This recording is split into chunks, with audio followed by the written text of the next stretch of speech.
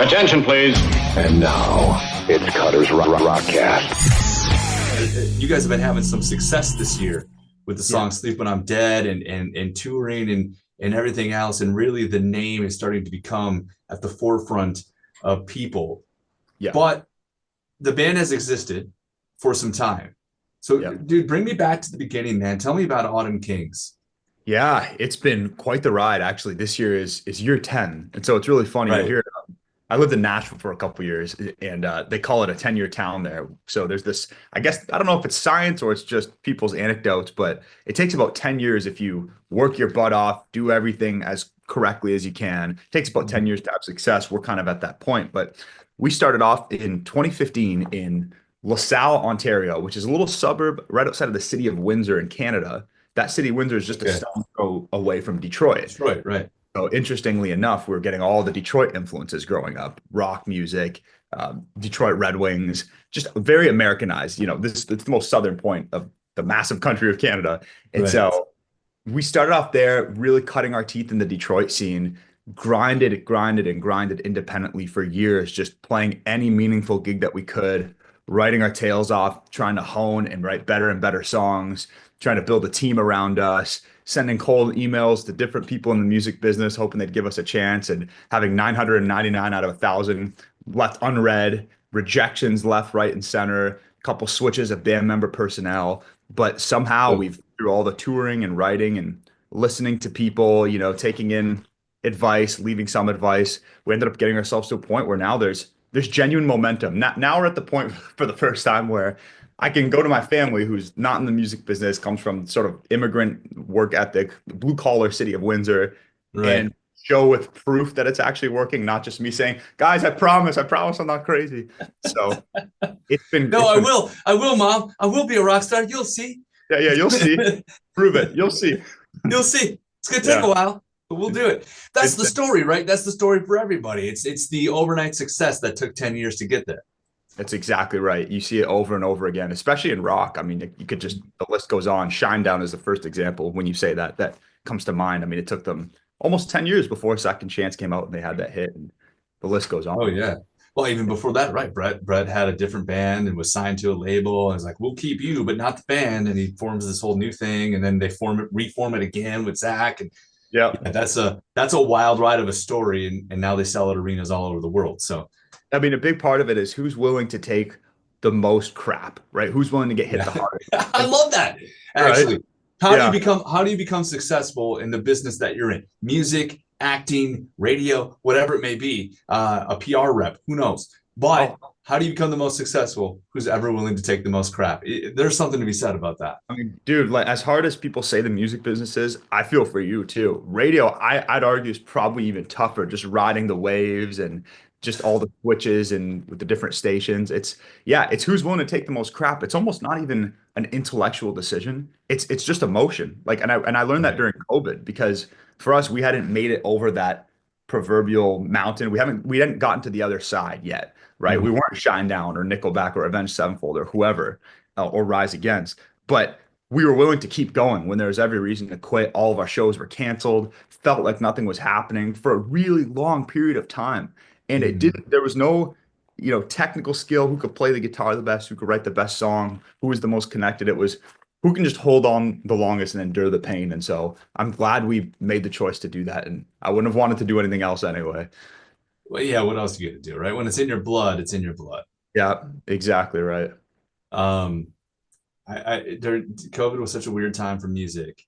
And I know we've had these conversations at length at times, but anytime anybody brings it up, it's the memories start coming back of, oh my God, the confusion. I'm doing radio shows in my basement in my pajamas. And, a buddy of mine, I'm a musician too, and a buddy of mine started playing acoustic at bars in a corner with a table in front of us.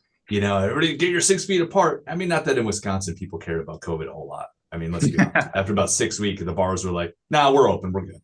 Oh, that's fun. But, at the same time, you still had to sort of kind of follow some of the mandates and stuff. And for a touring band, like going to some of those first shows, Shinedown was one of them.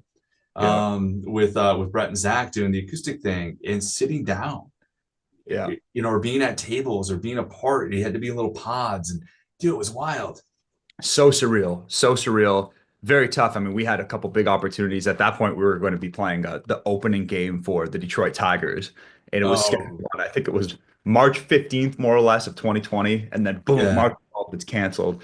So it was tough. I mean, the silver lining for us, because we were willing to take initiative and make the most of it, is I really Hmm. learned how to produce music and use Pro Tools, the production software. So I was able to learn more about electronics and incorporating different sounds and fusing those elements into the band's music. So the one good thing I would say that came out of COVID is it was a lot of uninterrupted time to make the best possible music. And I Right. do think as hard as it was, and I would not wish to go back to that. Like I would never say, if I had the choice, I would never want anybody to go through what we all went through.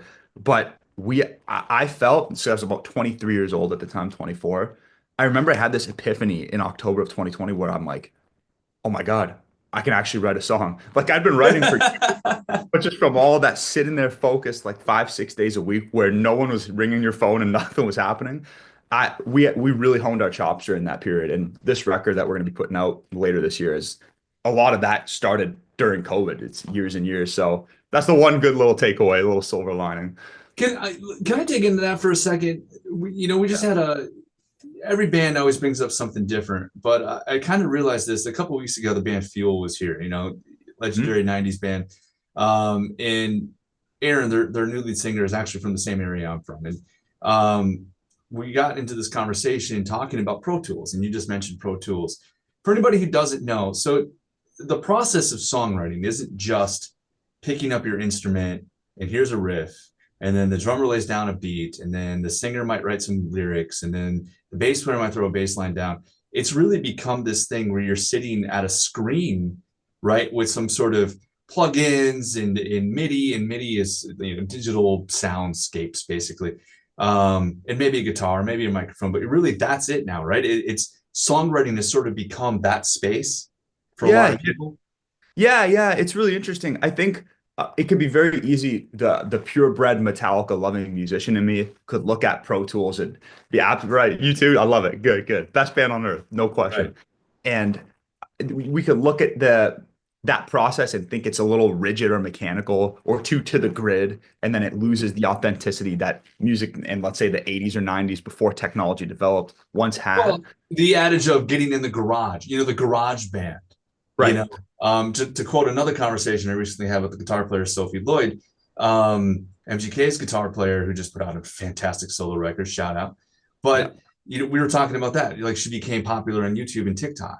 But Yeah. that process, right, of being in the garage band and writing is Yeah. sort of that's the feel, that's the what old school minds, right, Yeah. us would think that's the authentic way of doing it, but no, not necessarily.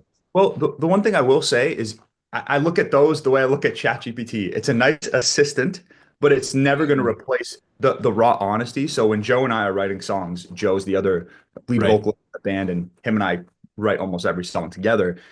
It's always just us riffing with the guitar and singing and spitting out melodies and vibing, either a guitar or piano, and us just vibing melodies and lyrics. And so it's not like we're starting off mechanically in any way. We let it free flow because that's how the inspiration begins. And then once we feel we have sufficient inspiration to make a great song from start to finish, then we can bring it into Pro Tools and sort of look visually almost like a video game for people who love video games. You can sort of play it out like a video game and or like a movie and see the dynamics and the peaks and the valleys. And so having that assistance on Pro Tools could be helpful, but that can't come first in our opinion. It has to be free I like flowing, that one. Yeah. right? And that's to us the way we are able to keep it honest and real. Because if you're staring too rigidly, you're going to lose a level of human element to it, right? And we Right. don't want to do that. Yeah. Okay. So what was it about those songs then? I mean, what did you learn during that process that caused, as you said, the best songs of your career, you becoming more of a songwriter than just maybe a performer or whatever? Yeah. Yeah. I think this might sound a little crazy. So I grew up middle class growing up, and then Right, right, right. eventually became, my dad started doing really well with his job, and we rose to, I guess you could say, upper middle class in Canada. So I didn't know Lucky. hardship or struggle. Yeah. Yeah. So lucky. Yeah. White dude from the suburbs. And so I didn't really know like deep pain. I didn't feel like an Eminem level of pain growing up, right? Right. And so I had, by all measures, a pretty easy fairy tale-esque childhood, both parents in the house, love, etc. And so in my first few years of being an adult, I felt invincible. Like there was nothing I could do. As long as I worked hard, I could get anything I wanted. Then when the pandemic happened, it was the first time in my life where I had to confront something that was out of my control. Like there was nothing I could do about it. And the Mhm. competitive instincts in me, they didn't like that. It was very tough to accept that, dude, you got to stay in, you can't go out. And COVID was very difficult, like on a mental level for me. And I never knew what negative emotion really was outside of a few little high school heartbreaks or whatever. So those were the first, times I felt emotion. And that birthed the lyricist in me, actually, because I'd always been strong on guitar. I always had a knack for melody and structure for a song, but lyrically it was always a little tougher for me from the beginning.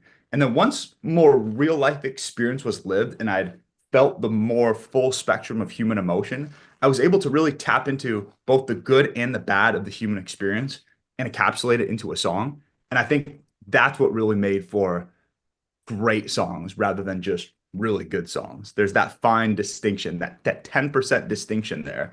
And I think that came from struggle, which is why I never look back on hard times or struggle with any level of resentment or remorse. Right. Yeah, they're learned experiences then at that point. 100%. You can take that and turn it into, something more positive. This conversation comes up a lot with musicians, obviously, and songwriters, but also comedians. Doing a morning show, it's fun because they get both sides. Where you get this, we'll talk to actors and actresses, and we'll talk to comedians, especially a lot of comedians, Yeah. some of which have become friends over the years. But like the funniest people in the world, or the most talented songwriters in the world, it feels like they've had to deal with some trauma. They've had Yeah. some stuff happen in their lives, and Oh, then sort of that darkness sort of creates this, ability to have that sense of humor or to write some true words in a poetic way. yeah, absolutely. So it's really interesting, and it makes me think of two things. So my favorite comedian of all time is Bill Burr. I don't know if you're a Bill I Burr fan. love Bill Burr, man. Love Bill Burr. So you hear it, he really lets people into his childhood and what it was like growing up, Irish sort of alcoholic family and Right. neglected as a kid, shut up and sit down. And I think he's just one of the funniest guys. And he's got just such great perspectives, well-rounded, doesn't discriminate against people politically or for their religion. He just really touches into those raw human emotions that we all Mhm. feel. So I love that part of it. The second thing I would say too is it's easy once you go through a hard time to bask in your depression or bask in your sadness. And that's something that Autumn Kings never likes to do. We don't like to adopt that mindset of staying a victim to our circumstances. And Mhm. so our songs will touch on the bad, but there's always a glimmer of hope. And again, we've mentioned Shinedown a few times, but that's one of the things they do really, really well. Because I will say the last 10 to 15 years in rock, in our estimation in Autumn Kings, we feel like the themes have leaned a little too sad, a little too depressing. Whereas if you listen back to the 80s, if you think of AC/DC or an Oasis in the 90s, I mean, dude, and Right. those guys had tough upbringings too. It was sort of happy sentiment almost always, like very upbeat and playful. And so we like to tip the scale to be a little more toward those sorts of themes and sentiments. So yeah, it's good. It's good that we've lived the whole experience, but then we like to channel mostly positive, optimistic songs and then have maybe 10 or 20% of our catalog be the more dark, sort of serious, melancholic songs. Which tend to be the songs that work. Those are the songs that tend Right. to resonate with people, and probably for the same reason. You Yeah. know, Yeah. it's, It's oh, I went through something and this song speaks to me. Now we all have that song. We all have that artist or whatever that, that truly speaks to me. right. There's definitely a therapeutic element to it. And if you're living in your own head and then you hear somebody that you look up to as an artist who you really respect say the words that you didn't even know how to articulate, I mean, that's Mhm. just powerful. It's powerful right there. 100%. But this Yeah. also makes me want to do an experiment. I know you had some songs out, obviously, before the pandemic. I think you had one album out before that, Yeah. if I'm remembering correctly. Uh, I want to go back and listen to that now. And then when does the new one come out? Later this year? It's going to be later this year, probably sometime in the fall. So I want to put them back to back. Forget the in the middle stuff. I want to go straight like from the first one to the new one and just hear the difference. Yeah, that's that. It's a great thought experiment. Now, I will say what I said earlier. I don't want to downplay the record that we did 2017 Silver Screens because Yeah, Joe, silver screen. Thank you. Right, right. Joe has always been an incredible lyricist. He went Mhm. before he quit university, he was studying creative writing. Like he's got that brain. And Oh, so that's there what my son's doing right now. Nice. yeah, yeah, that's awesome. Yeah, Joe loved it. He's a huge, huge fan of creative writing. And so my skill set on that record was really guitar oriented, Sure. structure, arrangement, and Joe was more of the storytelling guy. So you still got that honest storytelling, just not necessarily from me on the lyrical side of it until later on. So it would be interesting. And the other thing with this upcoming record is when we started off, we were that garage four-piece rock band. The production was Yeah. really simple. We didn't have too many bells and whistles. Then, as we transitioned over the years, we added and experimented with digital, maybe even more poppy and EDM influences in there. And then we sort of leaned too much that way. And now this next record is really reining it in where we get the best of those modern cutting edge sounds and productions, the Pro Tools that we can inspire some really interesting just sounds and experimentation. But having that core rock band, because on a live level, I mean, you know this from with your listeners too. I'm biased, but I don't think there's anything like a rock show. Like No, nothing. Nothing nothing. on earth. Right. It just can't compare. You just can't compare. So we never want to lose that. The thing I love about going to a rock show, not only do you get to hear your favorite songs or songs you love, or maybe see a new band and get introduced to somebody that blows you away, but it's this sort of thing where everybody in that crowd, it doesn't matter what religion, it doesn't matter what political thing you agree with or disagree with, it doesn't matter if you're gay or straight or bi or trans or anything. Yeah. All that matters is that you're all there for one reason, and Yeah. that's to listen to great music and hopefully release some of that energy, in Yeah. a positive way. And you can all be in the mosh pit together. You can all go to the bar together. You can all stand in line at the urinal together. Whatever it may be. Right. You're together, and nobody questions it. When you think of It's the perfect place for just true togetherness. Yeah, when you think of it, there's, now that you mentioned that, I can't really think of anything more unifying. Again, it's totally biased, but I can't think of Oh, anything more say unifying, right? Like I've what's been going more, to rock shows since I was 14 years old and playing guitar since I was 10. Yeah, it's yeah, yeah, total bias. But at yeah, the same time, hey, listen, man, I grew up Catholic. Like, me that too. ain't it, you know? Yeah, yeah, there's nothing like it. And that's the thing Joe and I always talk about, especially in this day and age when every next piece of news makes you think that the whole world is going to hell. And there's a level of seductiveness that people they get charmed by the seductiveness of the idea that the world is going to hell. And Mhm. we really try to stay away from that. Like with Autumn Kings, we like to unify and we like to touch on timeless human experience emotions. That's it. For that same reason, because there aren't too many things in this world where you can genuinely feel totally unified, if just for a moment. And so we never want to lose that with the music too. That's really important to the band. Thing is, though, is like just for that moment can transform into a couple more moments, Yeah. maybe even into a couple more moments. And I don't want to be like, all right, the weight's on your shoulders now, Jake. But still, it can really transform to that. And that's the beauty of going to rock shows. To Yeah. go back to the music really quick, the song Sleep When I'm Dead, mentioned it at the top. Obviously, this has been a big hit now for the last few months and continues to, or has continued to rise up the charts. And we'll see where it is by the time we post this. But either way, there is no doubt about it. It's a hit song. Thank you. In your mind, then what is it about this particular song? Is it what we were talking about? Is it something else that seems to be gravitating or seems to be resonating with people way more than other Autumn King songs have done? Wow, that's it. Well, first of all, I really appreciate that. And it's a great question. I think so. Yeah, it's touching on this was one of the first songs where I mean, I'm singing the vast majority of the lead vocals on this song. Mhm. This came from actually inspired from high school, the rejections from girls and not having any sort of clique that I fit into. This was that song when I was 15 and I didn't fit in, and there were popular kids who were rude and sort of ran the politics of the high school. I remember thinking in my head, you just wait till I'm 25 or wait till I'm 30. And I wrote this I'll song. show you. I'll show you. And that had that level of swagger and cockiness paired with that Metallica laced, Breaking Benjamin laced guitar and drum influence that I love. Oh, I'm a sure. musical nerd at heart. Like I have this requirement that every Autumn King song we write has to have different chord progressions and different sounds. And it has to be something where even though it sounds like a hit song, it still has to be something I could impress a fellow guitar geek with. And so the bridge of that song, it's not an easy riff to play. There's pinch harmonics, there's the chugging and riffing. And so I think it's a I heard. combination of, yeah, it's that tickling the fancy of those more musically inclined people, and then just hitting that everyday Main Street American, North American, or even just the world people who want to feel like they're invincible. It taps into that aggression, really, the human aggression that we feel to either make money or crush it in a courtroom if you're a lawyer, or go to war, or whatever the case may be. It taps into that just natural human instinct. Okay, so going back to the live rock and roll show, then how do you pull it off? Like, how do you pull it off live? Because if you're like, I'm thinking about my own setup, and I just got my first digital rig.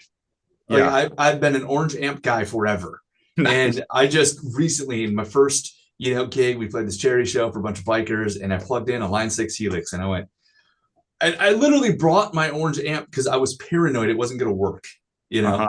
Yeah. But even in that, I spent days trying to figure out that pedal, and I've only scratched the surface. How do you pull it off? Like, how do you do it live to be able to switch, to pull off the sounds and all that stuff? Do you have somebody as a program? Like, how are you doing that? Out of curiosity.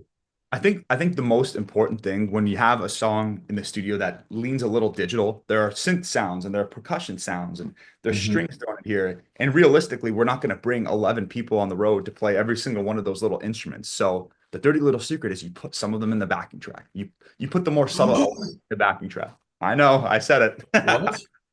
Things like strings, yeah, things like strings and percussive elements, the more subtle stuff. But the biggest way to pull off a digital leaning song live is the drums. The drums is the biggest thing. So we have all these different hip hop samples and sounds that we put in the record. And then we work meticulously with our drummer, Troy Dottie, who's a beast, to replicate them and really go off script from what the studio version does and supplement and replace it with just huge thumping live drums. Like with Sleeping I'm Dead and our song Hellbound, those two are pretty good examples where they lean pretty digitally heavy on the percussion side.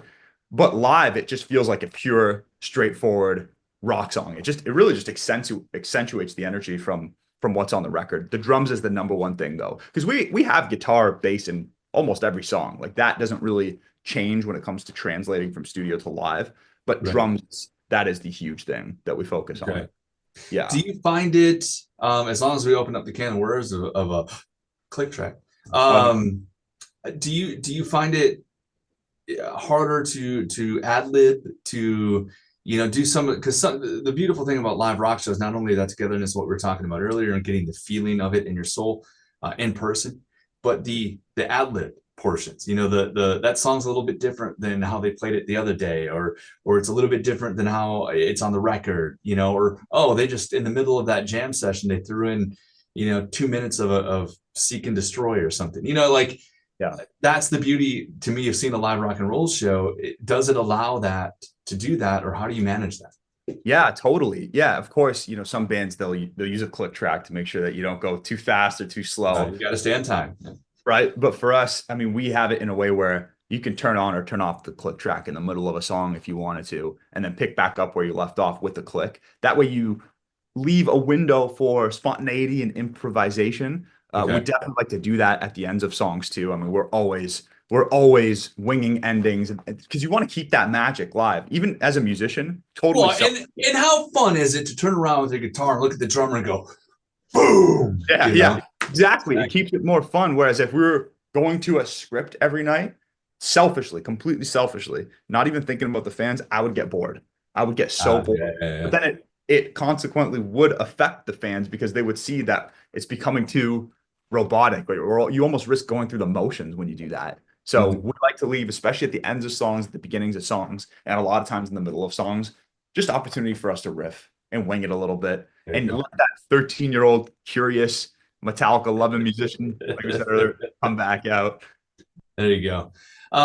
Give me 2 other songs from Autumn Kings that are out right now that you really love, you love playing. There's something about them. And mainly this is a self-serving question because on the radio show of this, the Cutting Edge Countdown, I'll play at least 2 other Autumn Kings songs, and Sleeping I'm Dead's in the countdown. So, I might need 3 to be honest, but give me 2. My man, I appreciate that. Yeah, I would say the other one would be the song that was released right after Sleep When I'm Dead. It's called Hellbound. And one of the most special things about Hellbound is that it's got this dichotomy where the music sounds fun and upbeat, and the lyrics are really dark and serious. The whole thing is about conquering learned helplessness and the idea that you don't have to subscribe to being a victim in this life. You have a lot more agency and choice than you think. So that on the lyrical level is what's fascinating about Hellbound. And musically, I grew up, I'm half Lebanese and I'm half Macedonian. So I had these Eastern Oh, European and Middle Eastern influences that were indoctrinating me from a young age. And right. Well, while you were still a white guy in a suburb in well, in oh, southern Canada, oh yeah, outside I of can't Detroit. I Yeah. can't claim any level of coolness. And yeah, but the music was cool that we listened to growing up, and in subtle ways we infused that into Hellbound, even though it's still a pretty straightforward rock song. It's Yeah. one of my proudest moments doing rap. Eminem would probably think it's weak, and Mike Shinoda would be like, this is newbie stuff. But I'm really proud of the rap verse that we had on that song, and so I would say Hellbound, and then see if I say the other new song, Snake Charmer, that we just put out, I'm gonna seem like a total salesman. Like, yeah, play all three of our new songs. So I won't Okay. go I even will. even though I would say that. But well, actually, one of our old songs, I would say, Power. We have a song called Power, and that one Okay. really hits into just huge choruses, pump up rap verses, just like Sleep When I'm Dead. And again, it's empowering. Like generally speaking, Autumn Kings likes to be a band that leaves you feeling empowered to be more and do more and enjoy your life. So I'd say Awesome. Power and Hellbound would be the two. Power and Hellbound, and then just for funsies, we'll do a wrap. But Snake Charmer might show in there too. Oh, I got Um, so the album is coming out later this year. Do we know any other information on it publicly or anything we can say here? I mean, our manager Jason, so maybe I could speak before him, but he'll probably still kill me. It's still all pretty under wraps, other than it's going to be Okay. full length. It'll be a full length Yeah, it's record, not an EP, it's a full-length album. all original stuff. If you like Sleeping on Dead and you like Hellbound, and you like Snake Charmer, there's going to be a lot more where that came from. Okay. Possibly a couple singles before then. We'll have to just see how it goes. Sleeping on Right. Dead it's just been rolling really Dude, nice. hey man, it's a grower, not a shower. It's a grower, not a shower. And I know somebody who's you could say similar. But um yeah, the Jason's beard. Just yeah, kidding. Jason's beard, of course. Of course. That's what I was talking about. Right. Um, but yeah, the full record will be out probably at some point in the fall. Lots of touring plans coming up, and may or may not tease some of the new unreleased songs on tour. But just stay Yeah. tuned. It's going to be, I'm sure every artist that you interview tells you, but I it's our don't have tour dates and tour plans in front of me, so why don't you go through that real quick?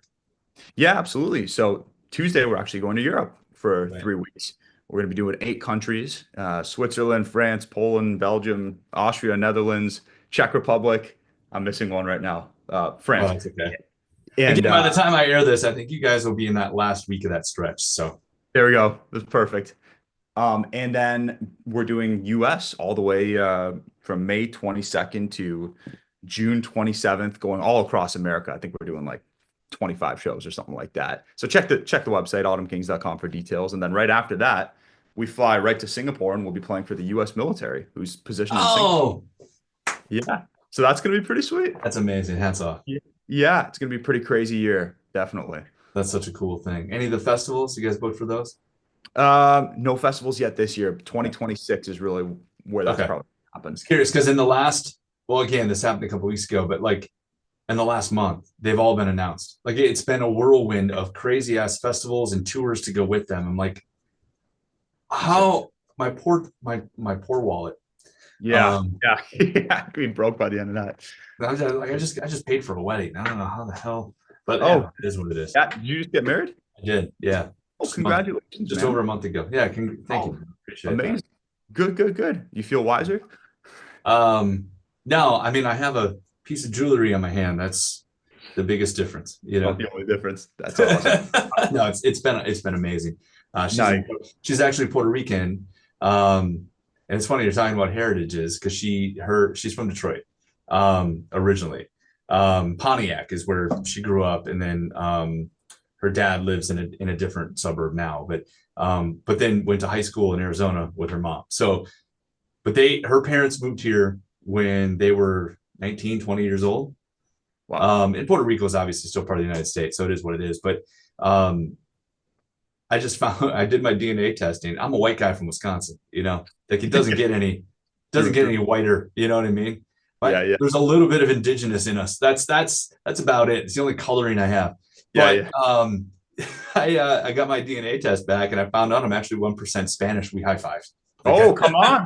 Let's go, man. I'm like, aha, I am Latin. I told you. That's where the charisma came from, right? Yeah, right. Exactly. Probably, actually. Jake, this has been a pleasure, man. It's an honor to meet you. And, it's cool to find out we have mutual friends and people we work with. And I'm really stoked for you guys. I truly am. Likewise. Thank you so much for having me, Cutter. I appreciate it. And obviously, it's really interesting with radio. I tell all the radio people this. Obviously, Spotify and the internet has become a new discovery mode for people. And we've certainly had some success doing that. But radio is different because it is a genuine filter that is still needed.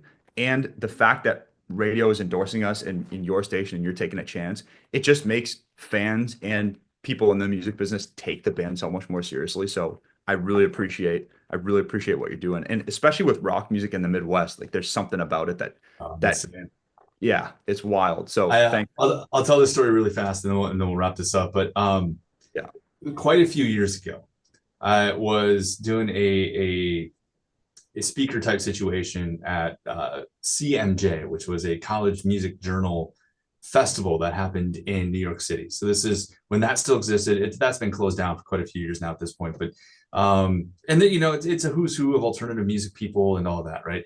So we're doing this thing about who's the next. And at the time, I was doing a syndicated national metal show, and it was earlier than that. I probably met Jason somewhere around that same time frame, and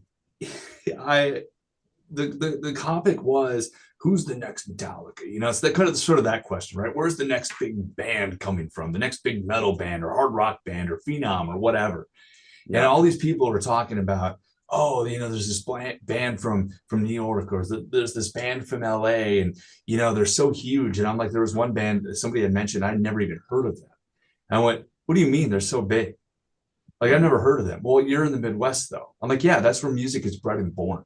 Dude, find me a big rock band that didn't get big in the Midwest first, and I'm going to tell you it's false. I wonder if there's a level of like isolationism when you don't have the hub or mecca of entertainment right outside your door that makes you maybe dream bigger or work harder, or that you have that feeling of being the underdog that motivates you to work harder. Obviously, people make it out of the Midwest, but even just bands that were birthed in the Midwest, like I certainly feel that we didn't have a music business near us. Right. And so it inspired us to work harder. So Midwest for life. Well, and you just go, man. And honestly, all the big cities, when I was in a touring original band, it wasn't anything you take a week off of work or whatever, 4 or 5 days or whatever.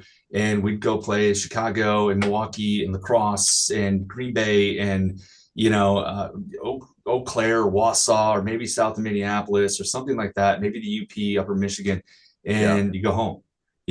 And then in a few months you do that again. And we did that all the time. And all those bands did that. When I was living in Madison, we get all the bands in Des Moines after Slipknot got big. All of a sudden, all those bands are like, we're going to get big too. And, we'd be opening up for bands out of Des Moines almost monthly, probably. And, I don't know. It's just, there was something about it, especially that time frame. 100%. So I think you might be onto something. But either way, all I know is if you can make it, forget New York. If you can make it in the Midwest, you can make it anywhere. Yeah, I would 100% agree with that, especially Detroit. The live scene here is just insane. Oh, dude, Detroit, man. Such a good scene. Such 100%. A good scene. Hopefully we carry Jake, absolutely. Jake, it's a pleasure, man. Thank you seriously so much for this. Thank you, Cutter. Appreciate the time. Cutter's Rockcast. Don't forget to tune in. Exactly.